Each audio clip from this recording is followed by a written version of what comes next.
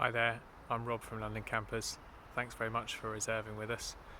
This is a quick instructional video about our lovely new grey T6 camper van, as yet unnamed, so open suggestions on that.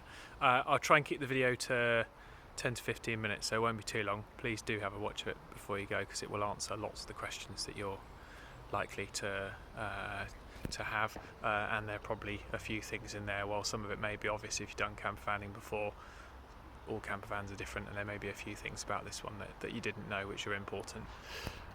So here he is. So if we go inside, I guess the first thing you're going to want to do when you arrive at the campsite is put the roof up. So for the purposes of demonstrating this video, I've already undone one of the straps, but there are two of them here above the driver's seat and the passenger seat. So if I undo this one, might be a bit fiddly one-handed because of the way that I've done the strap up.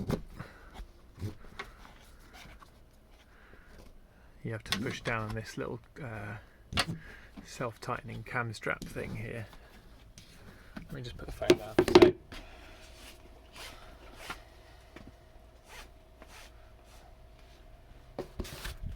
okay, so I've loosened the strap off like that. That one's already been loosened, and then just push, and up the roof goes. And I should say, you should always do this with the sliding door, at least the sliding door, open, because there's lots of air when the roof is being open or closed.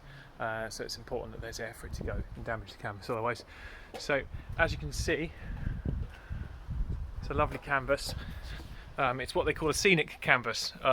So you can actually unzip the canvas inside from the corners here.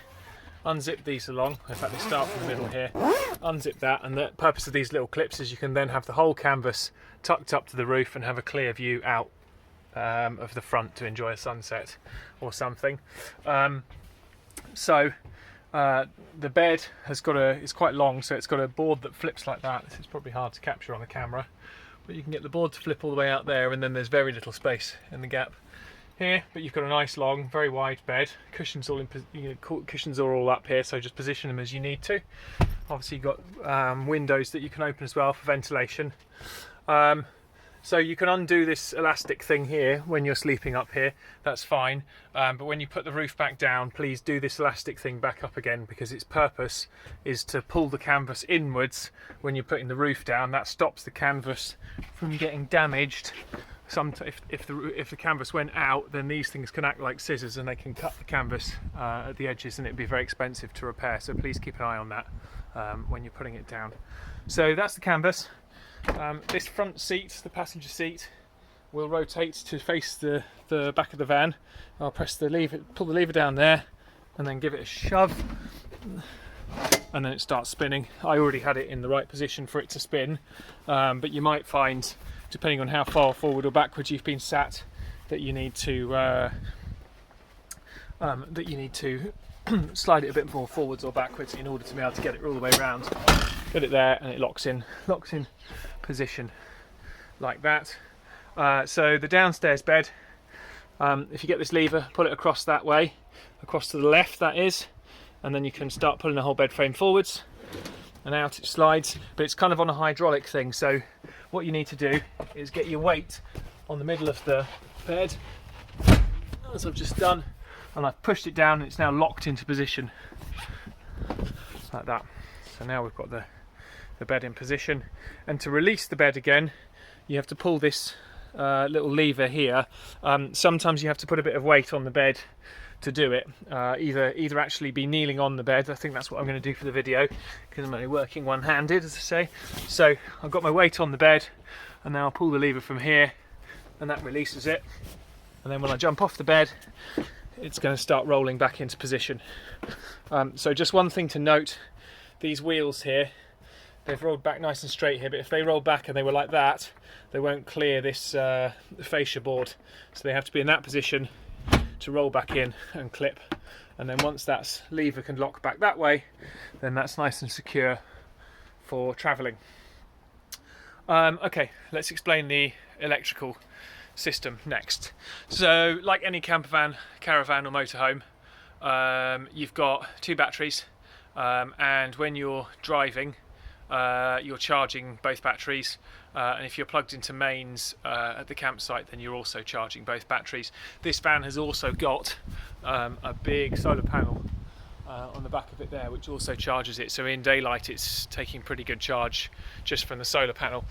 So everything that's in the back of the van, which you'd consider kind of leisure equipment, everything that's camper van related is on the leisure battery circuit. You can use the leisure battery as much as you want. If you flatten it down, then the solar panels are charging it. The battery, the engine would charge it as soon as you run it. So you know, use it to your heart's content, basically. So here are the controls here. So these ones do the lights on this side.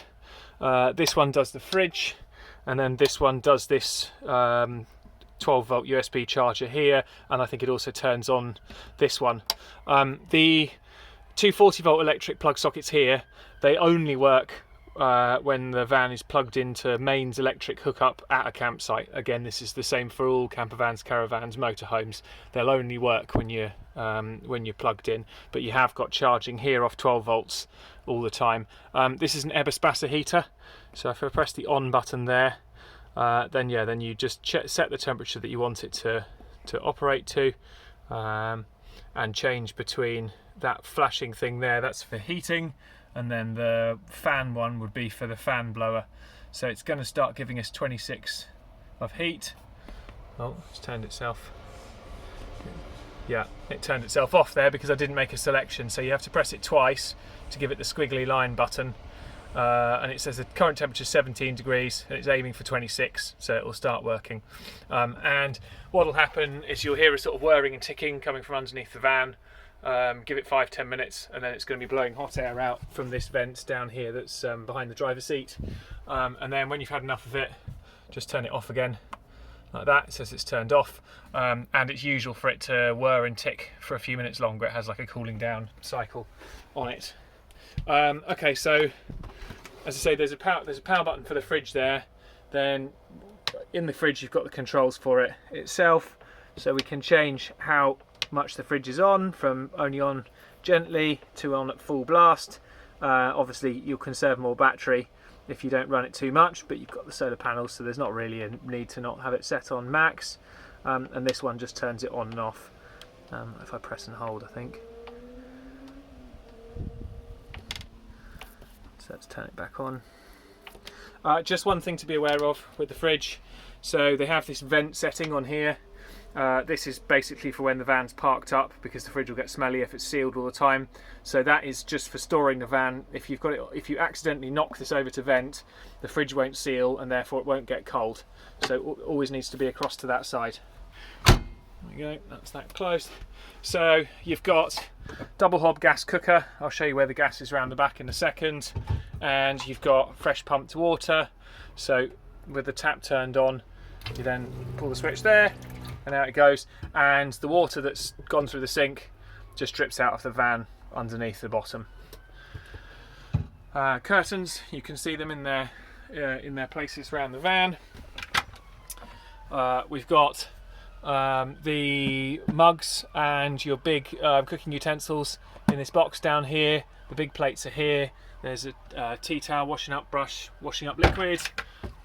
This side is the pans and the glasses, and up in this cupboard here is the small plates, the bowls, and then this plastic container with all the cutlery inside it. Okay, so if we go round the back of the van then, so round the back of the van, go underneath here, and that's where we've stored the 4 camping chairs. In this cupboard you'll find the electric hookup cable, and here are all the controls for the electrics as well. The thing that's plugged in there is a battery charger. It'll come on automatically.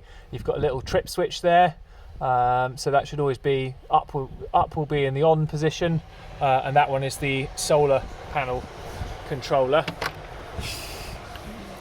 Bit of storage down in that cupboard.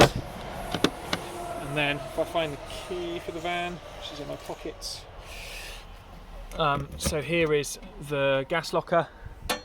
Inside there, you've got to turn the gas on and off on the regulator, and then there is a yellow gas tap there. So at the moment that's in the on position.